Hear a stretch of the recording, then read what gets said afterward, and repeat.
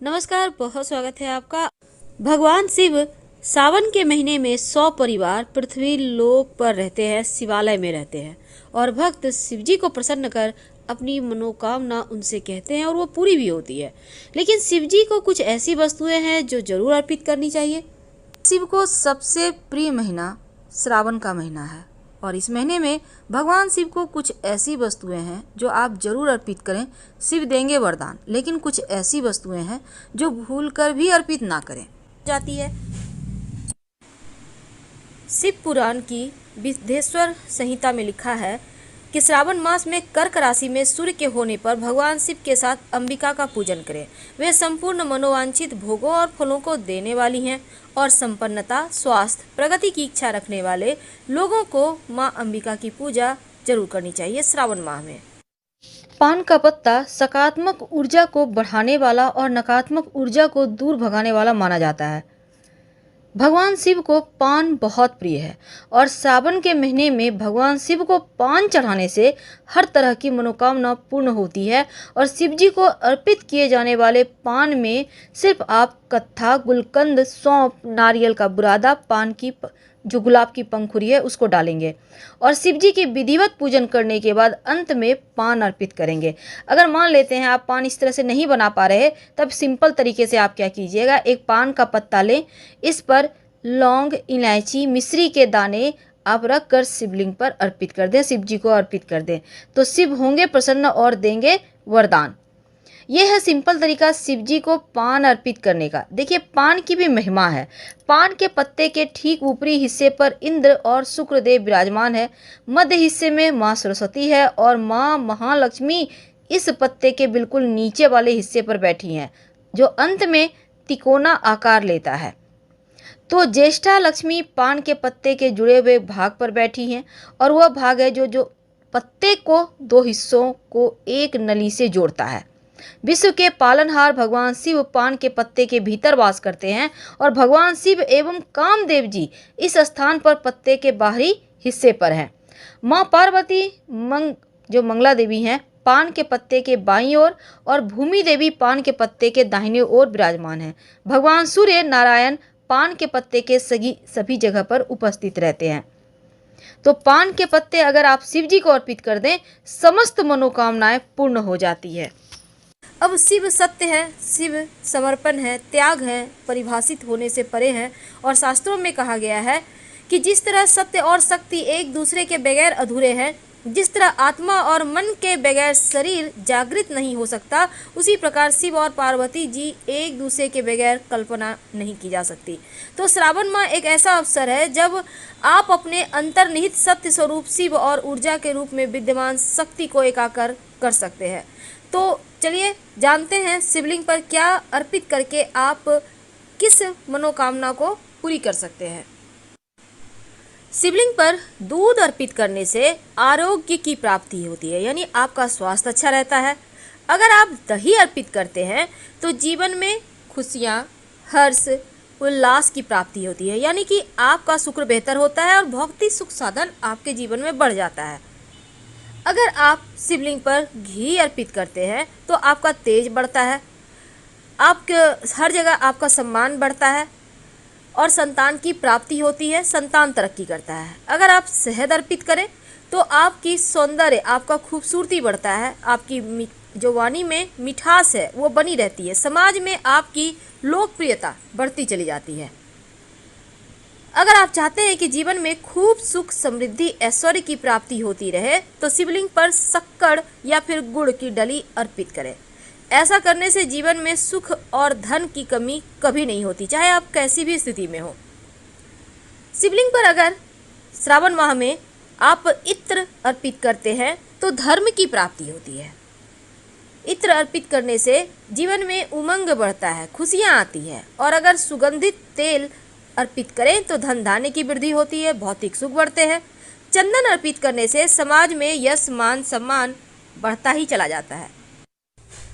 वैसे तो भगवान शिव की पूजा में सबसे ज़्यादा भांग, धतूरा, दूध, चंदन और भस्म अर्पित करने का विधान है। भगवान शिव को बैरागी भी कहा जाता है और शिवलिंग में आम जीवन में जो इस्तेमाल चीज़ें होती है ना, उसको नहीं चढ़ाया जाता। तो चलिए हम जानते हैं वो कौन सी चीजें हैं जो बिल्कुल भी इस्तेमाल नहीं करना है। शंख से भूलकर भी शिव जी को जल मत अर्पित कीजिए। भगवान शिव ने शंखचूड़ नामक असुर का वध किया था और शंख को उसी असुर का प्रतीक माना जाता है जो कि भगवान श्री हरि का भक्त था। इसीलिए भगवान शिव की पूजा में शंख इस्तेमाल नहीं होता है। चावल टूटा फूटा हुआ बिल्कुल भी इस्तेमाल ना करें शिव की पूजा में। पहले से आप चुनकर रख लें, एकदम साबुत होना चाहिए। और शास्त्रों में लिखा है टूटा हुआ चावल अशुद्ध होता है। तुलसी के पत्ते, शिव जी की पूजा में तुलसी के पत्ते अर्पित नहीं किए जाते क्योंकि भगवान विष्णु ने तुलसी को पत्नी के रूप में स्वीकार किया है। हल्दी स्त्रीलिंग है और शिवलिंग पर कभी भी हल्दी नहीं अर्पित की जाती क्योंकि हल्दी मांगलिक चीज़ों में यूज होता है। सिंदूर, सिंदूर को भी कुमकुम सिंदूर जो सौभाग्य का प्रतीक है और शिव जी बैरागी हैं, इसीलिए शिव जी को कुमकुम अर्पित नहीं किए जाते।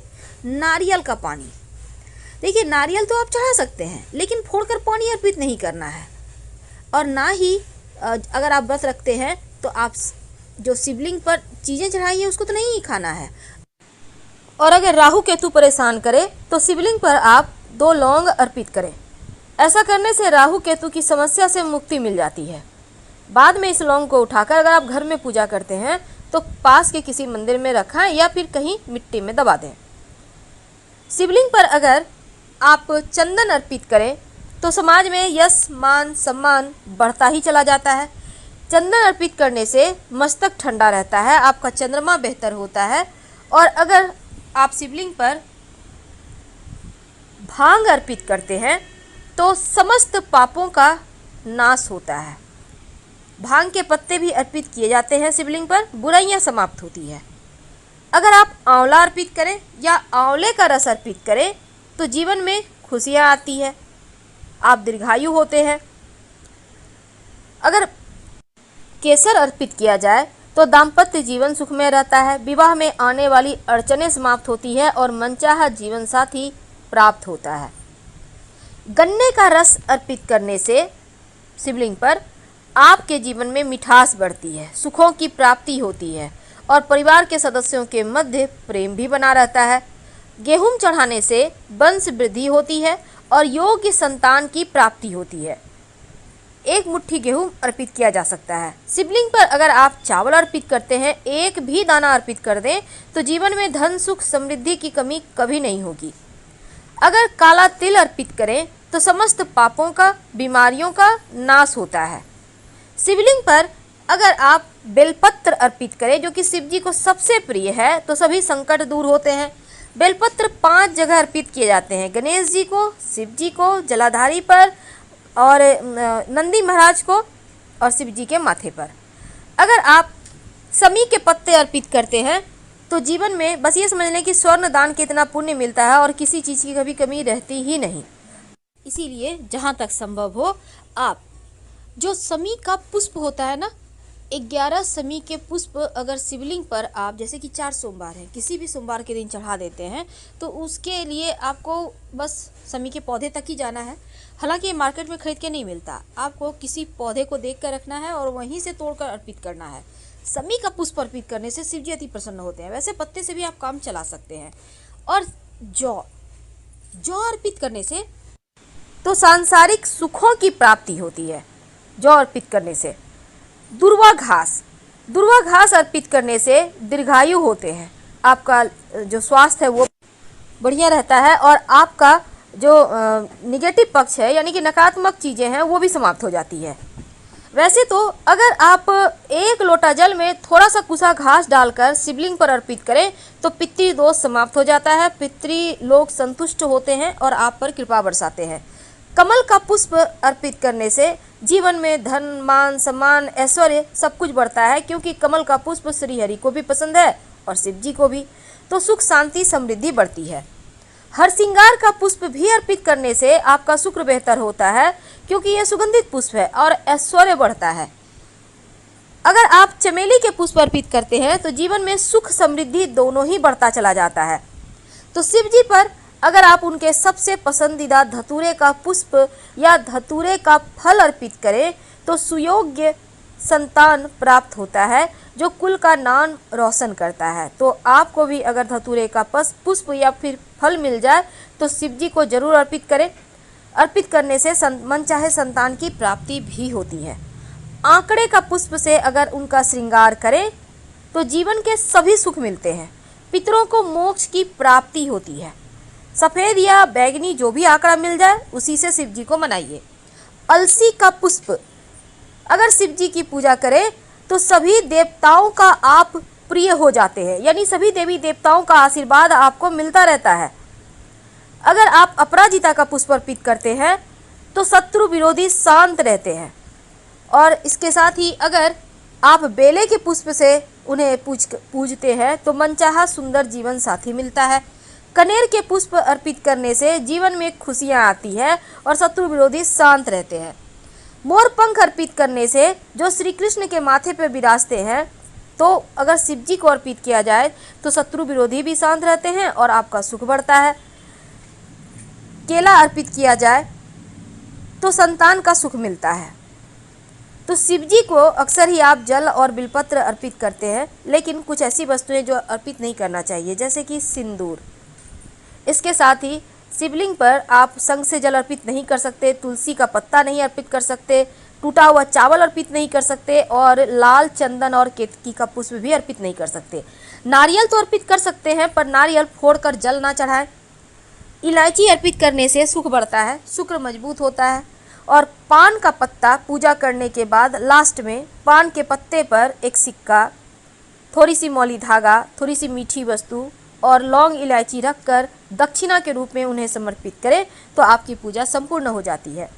लाल गुड़हल का पुष्प अर्पित करने से शत्रु विरोधी शांत रहते हैं। और अगर आपके कुंडली में काल सर्प दोष हो तो चांदी के या तांबा का नाग नागिन का जोड़ा शिव जी को अर्पित कर दे। खासकर अगर उस दिन नाग पंचमी हो तो आपका काल सर्प दोष भी समाप्त हो जाता है। अगर किसी को स्वास्थ्य की समस्या है तो जल में 5 पीपल के पत्ते डालकर जो व्यक्ति बीमार है मानसिक या शारीरिक रूप से, उनके ऊपर से आप 5 बार वार लें और शिवलिंग पर चढ़ा दें तो उनका स्वास्थ्य की समस्या दूर हो जाती है। अगर हरा मूंग अर्पित करते हैं शिवलिंग पर, आपका बुद्ध की समस्या समाप्त होती है, आपकी वाणी का तेज बढ़ता है, आपका बुद्ध बेहतर होता है और हर तरफ आपकी पूछ होती है। अगर आप शिवलिंग पर अबीर गुलाल अर्पित करते हैं, किसी भी कलर का अर्पित कर सकते हैं, आपका शुक्र बेहतर होता है। अगर कोई वैवाहिक जीवन में कष्ट हो या शुक्र आपका नीच में हो तो वो ठीक हो जाता है, धीरे धीरे खुशियाँ आने लगती है। पंचामृत से भी शिवलिंग का अभिषेक कर सकते हैं, इससे भी शिव जी प्रसन्न होते हैं और जीवन में चारों दिशाओं से आपकी तरक्की होती है। शाम के वक्त एक शिव जी के मंदिर में दिया जरूर जलाइए। पास के किसी भी मंदिर में, भले ही मंदिर बंद हो, पर सीढ़ी पर जलाकर चले आए तो जीवन में अंधेरा कभी नहीं रहेगा। यानी कि पूरे सावन में आप पास के किसी भी मंदिर के सीढ़ी पर या मंदिर में ही जाकर एक दिया जरूर जलाया करें। दिया तेल का भी हो सकता है, घी का भी हो सकता है, आपकी श्रद्धा पर है।